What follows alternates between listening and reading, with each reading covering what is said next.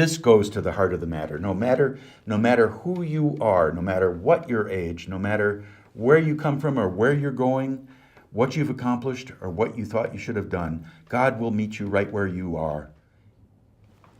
You have found why we are Christians. Welcome.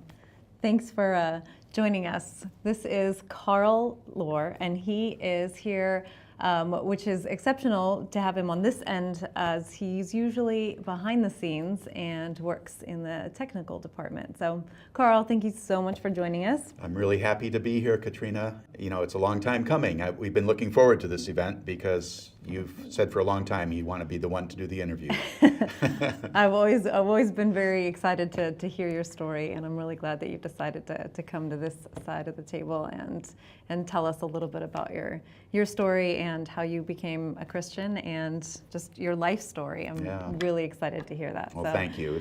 This program is very meaningful to me. I've participated in, I think, almost every one of them as part of the technical crew, and it's wonderful to hear people's stories.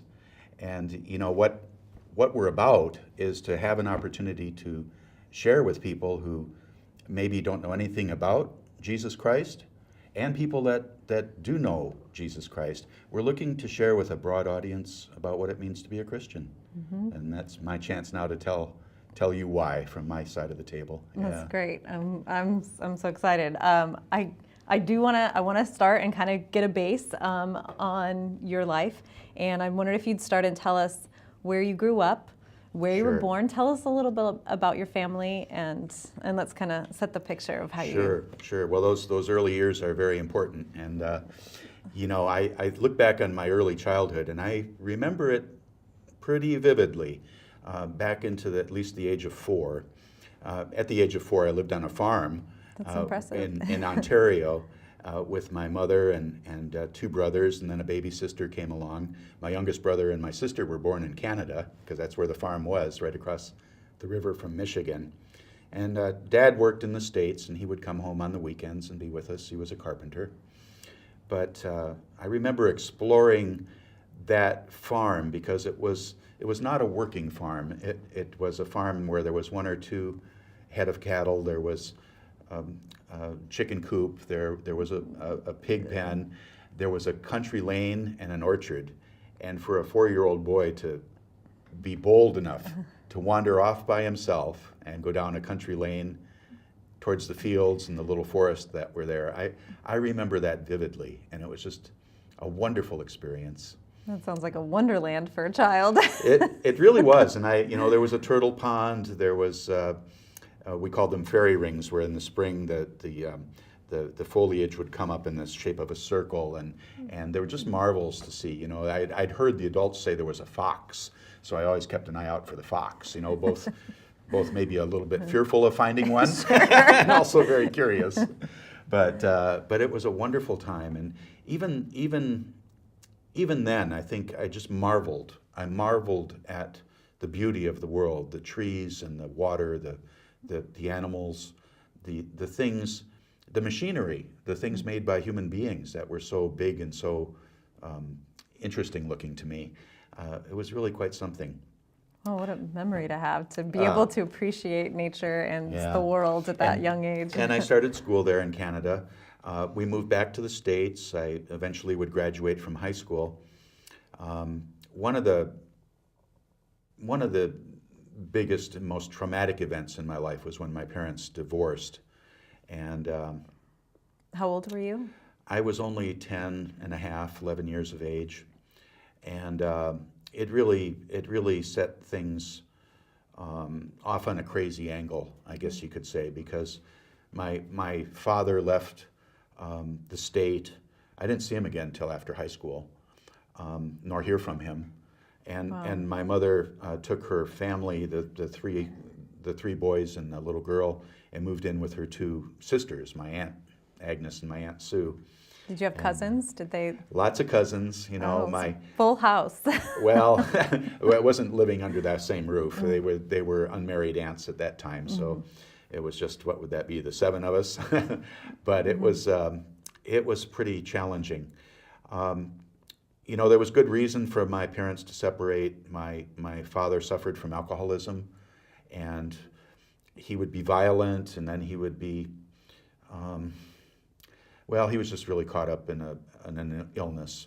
I never learned until late in life, in my 50s, that he had been born handicapped, basically. He was a blue baby where the brain has been oxygen deprived because the umbilical cord wraps around the neck. And it was one of those family knowledges that finally my Aunt Shirley, his sister, told me, well, of course. And I said, nobody ever told me that, but it really explained a lot. Yeah. Because he was good in a structured environment, but if he had to build his own structure, he was kind of lost. And fortunately, before he died, I got to be his friend and be his buddy and be his eldest son. I was the firstborn grandchild. Oh, and that was that didn't occur to me until my grandmother told me, gosh, I must have been at least 35 or 40 years old when she said, by the way, you're the firstborn grandchild and grandson. And the grandson. It's a big deal. Yeah, it was for her. Yeah. And it was hard. It was hard to be that role. I think even though I was probably voted most likely to stay in my hometown for the rest of my life, kind of quiet guy in high school in Michigan, when I found California, something clicked there. My father was living there because he had fled to Southern California before, during, after the divorce. He just kind of abandoned us, really. So is that why you moved to California? His home there provided at least a destination. And when I graduated from high school, my grandmother, because she and her husband had traveled Route 66 to go from Ontario, Canada, Michigan, all the way to California to see her sister. And she had a fond memory of that. My grandfather, unfortunately, died very, very young. He was only in his early 50s when he had a stroke. Did you know him? I knew him, but only up until about the age of 8 or 9 or 10. Yeah, right in that area. I say 8 or 9 or 10 because the memory, I haven't really calculated the age I was when I heard his passing.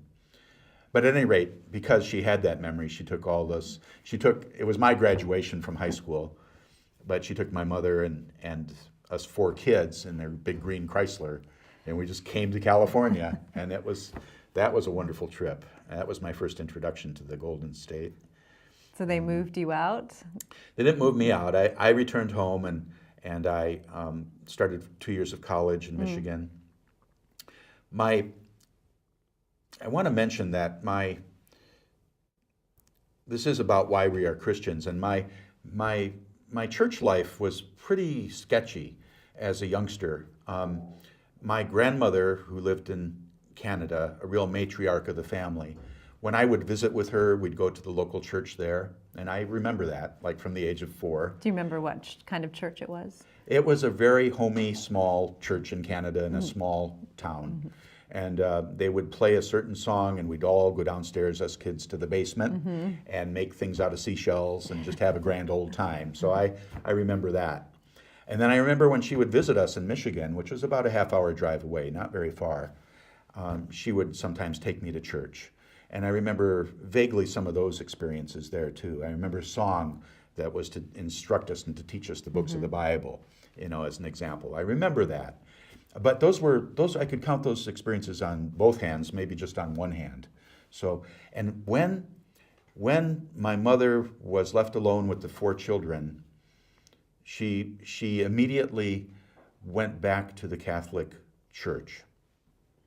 And this is how that happened. She had her brothers and sisters come and stand next to the 4 of us and be sprinkle baptized in the foyer of a Catholic church. They became our godparents. My Uncle Vern was my godfather, right? And my Aunt Sue, my godmother. And later on, that proved to be very important. So you started going to a Catholic church on a regular basis? Well, yes. Yeah. And it was a real, for me, it was a real change, because all of a sudden I was in a catechism class where I was getting religious instruction, but I was in a group of children. I mean, I'd never been in that form of It's a religious different environment. education, so I was with younger students, and that was really odd for me. And although I remember some of the lessons, and then I counseled with a Catholic priest before First Communion, and I, I have family members, people I love who attend Mass regularly and go to Catholic church. I was confirmed in downtown Detroit as part of that returning of my mother to the church of her roots. And I have lovely memories of that. My mother was buried in the Catholic Church. We had her service there, and dear ones, many dear ones to me. So I have fond memories of that. But as a boy, it was really an interesting experience. And I've always, I don't know, I guess as the oldest child, when my father left the house, I tried to be the man of the house, even though I was 11 years old. Sure. And I always tried to be responsible. And that included going to church, So some mornings I would walk along the tree-lined street in Mount Clemens, Michigan, and go to St. Peter's. You would go on your own? On my You went own, by your myself, initiative? because I knew that was highly recommended. It's obligatory to go to Mass on Sunday. But I remember walking along by myself. Remember that country lane? I remember walking along, just enjoying the day and wondering why this blue, I kid you not, why this blue dome of heaven couldn't be the roof of the church where I worshiped God. Isn't that amazing? I don't think I've ever shared this with anyone before. I know I haven't. But I remember that vividly, and it's not an answer. It's simply a question. It's a wonderful question, a full of wonder question, because that is where God is. That's God meets us exactly where right. we And are. That's seems to be, maybe that's where you felt him. Yes, yeah. Maybe on that walk. On that walk along there. So, But then I left my hometown. I went away to college for a couple of years in Michigan. I moved to a dormitory. I stopped going to church during that period. I was in the free-thinking environment of a modern university. sure. And so I enjoyed a lot of things, but art classes and philosophy and talks in the dorm rooms and music, those were all very wonderful new experiences for me. When I went on a backpacking trip after my second year of college, a spring-summer term, I returned to go hiking in the High Sierra Mountains, and I never... You went by yourself, or you went with a group? I went with my college roommate in the dormitory, and there were two groups going, but we just declared boldly, we'll just do our own trip. And so we had the maps, and we had everything, and we had planned a route, and it wound up, and this was not premeditated, but it wound out. We put out a couple of food caches, so we were to the letter. We were 40 days and 40 nights in the wilderness. And that's a real biblical number. It doesn't particularly mean anything. You think of the 40 days of rain with Noah. That's a very bold But time to yeah, be out in the wilderness. It was. And we were in Sequoia National Park and Kings Canyon National Park. We got snowed on. We weren't in the summertime, but when you're at elevation, you're walking on snow and glaciers. There were a lot of experiences there. But you talk about being, what I've found around people that... Did you experience spirituality in that environment? Yeah, that's what I'd have to call it. And that's not, I took Alan Watts with me, Nature, Man and Woman, a book, Mr. Watts says, we're not really, we tend in Western culture to put ourselves in boxes. I'm a carpenter, or I'm a judge, or I'm a wife. You're a human being wifing. You're a human being judging. You're a human being carpentering. That was his point that I remember from that book that I read on that backpacking trip. I had a small New Testament with me as well. And because what are you going to take to a desert island, right? What are you going to carry on the backpack? And being in the wilderness, though, was, again, like that country lane when I was a wee boy, 4.5 years old. it was being in a world of wonder and what we in the seminary or in scholastic biblical circles might call a general revelation of God. It's what it says that in Romans. Paul writes that, God through his creation has revealed himself in his majesty and what he does. We call the Bible our special revelation, but the world, especially that natural world, unsullied, untouched by man's intrusion. And I don't, I like a roof over my head. Don't get me wrong. I like a smooth road to drive my car on. When I say man's intrusion, I don't mean it in a polluting sense necessarily, but to be out there and not be around an electric light. How did you fare for that long? we had granola, we had dried foods that we could carry, beef jerky. But how did you fare emotionally? It was a wondrous time. A wondrous. It was really, yes. Oh yeah. It was not. The first day leaving the campground, my younger brother, dropped us off and took off in Larry's car. So it was just there we were, and we'd put out 2 old metal boxes, and we were going to come out over a pass and get that food after 10 days, 2 weeks, and then the next one. We had to find our way to get to the food or to get out of the wilderness. Yeah. But the very first day, late afternoon, we go along, and I saw that the garbage cans had been tipped over and kind of gone through. And sure enough, there was a bear right on the trail. You saw the bear. We're 2 Midwestern Michigan boys taking off we saw the bear, and we're taking off into the mountains. And we'd had this little preparatory class, about how to hike in the High Sierra by some people that had done it. And this was for college credit, and we were bold, and we had the invulnerability of youth about us. So I said, well, what we were told is you just bang on your Sierra cup, and the bear will know where you are and avoid you. So that's what we did. We went right on ahead. I said, no, Larry, going back to the parking lot where all the garbage is not safe. We're going to go on ahead and exercise our plan. Mm-hmm. So we did. And when I slept in the Michigan cold winters with my brother Paul on one side of the bed, I would always say, if anybody comes in the room, they're probably going to get Paul first.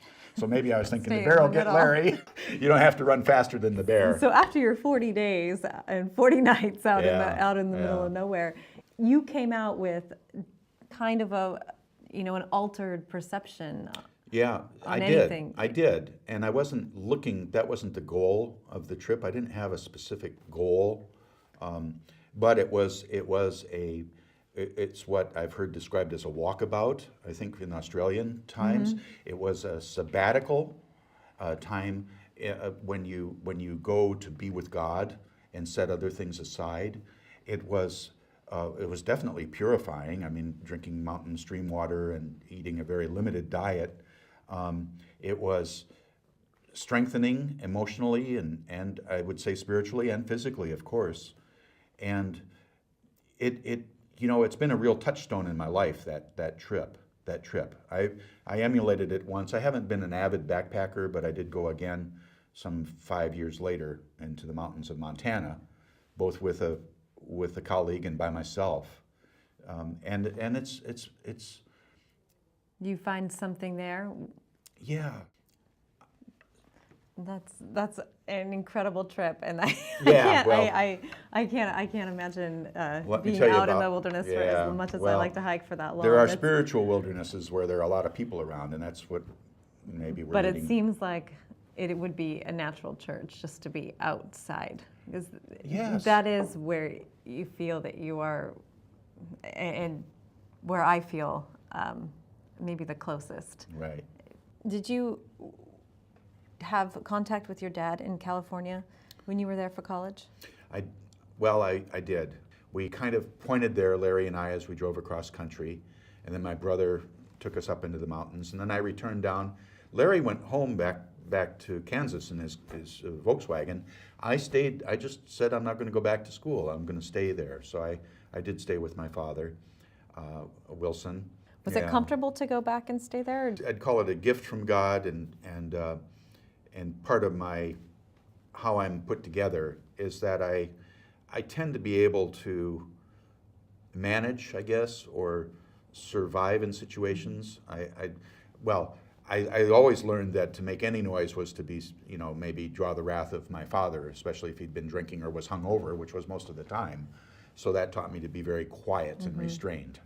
And I didn't stay there very long. I stayed a few months. I hitchhiked across country, not something I would recommend to people. I mean, all the way across country to Florida, from Orange County, California, all the way to Daytona Beach, Florida, and then back to Michigan. When I returned to Michigan, I stayed a few years, and then I decided I wanted to live in California. I went back there. I began to meet people, spiritually minded people. For example, I remember being in a laundromat in Costa Mesa, California, just quietly, not bothering anybody, doing my laundry. And this group of people, and I say group, maybe 6 or 7 people came in and said, "Hey, you need to come with us. We got this new deal. It's NSA, Nichiren Shashu Academy, some kind of Buddhist sect. And look at my girlfriend here. Her brother plays for the Dodgers." And I thought, well, that must mean that's pretty authentic spiritual business. I remember to this day, the guy was telling me, when I started doing this chanting, well, the very nature of the light around me changed. And so I've always been, I took a degree in journalism. I'm kind of an inquisitive, and I like to think as objective as is humanly possible to be in many circumstances. I'm sort of inquisitive, and I like to see what people are up to. So I went with them a little ways, and boy, that was a roller coaster ride. I would say I was on the edge of getting myself into trouble because of the way this thing is structured. They say as long as you take care of this scroll that you're presented with, I think it's called a Gohanzen, I'm pretty sure. And you're meant to chant to that, and basically all your dreams will come true. But you're warned if you do anything sacrilegious with that, if you were to discard it or burn it, or that harm would come to you too. It was a really kind of creepy thing. So you didn't formally enter this group, but you informally participated in. I got my Gohanzen thing. You were. I did, and I went to Shrine Auditorium, and they had the monks in the saffron robes, and it was this big deal. It was a real entertainment fun fest thing, and it was when I was young anyway, and being in California, I was innocent, and I would be susceptible, I guess you would say. I want to conclude this story. Maybe we'll come back to it, but I finally said, this is just not right. I think what my grandmother had taught me. I finally prayed to Jesus and just got rid of that thing. I said, I'm not going to continue with this. It's not right. It doesn't taste right. It doesn't look right. It doesn't feel right. Jesus says, if you have ears to hear, let them hear. Or the Bible talks about scales, things falling off your eyes. It gives me a chill right now to think about it. But I, by myself, without seeking counsel from any pastor, priest, or elder, I just said, I prayed to Jesus and said, I give this to you. What made you do that? Did you pray before? Did you pray often? Or? When I was a wrestler in high school, I prayed that I'd get through it alive. When I was traveling on the highways, I would usually prayers of safeguarding or keeping.